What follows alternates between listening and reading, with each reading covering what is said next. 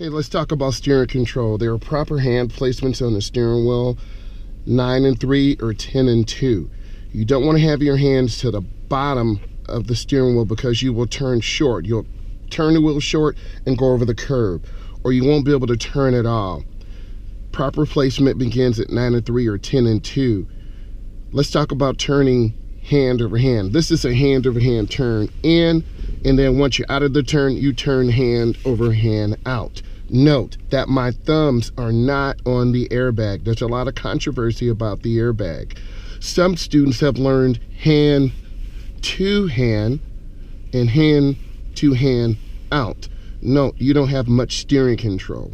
There's some other methods of turning the steering wheel. You can palm the steering wheel, where you're palming in and you're palming out. The danger of this, your hand could slip off and you could lose control of the car. Also, there's an underhand turn, which I don't recommend at all because you're going to throw the car. You'll throw the car over the curb. It's a really sharp turn. You definitely don't want to do that. So you want to have both hands on the wheel. There's no law against that you can't have hands on the wheel.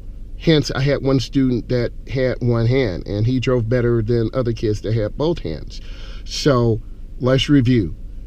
9 and 3, 10 and 2, palming the wheel, hand over hand, hand to hand, underhand throwing it, or making the wheel small at the bottom. This will give you information. Have both hands on the wheel. If you like this content, give it a thumbs up, rock out.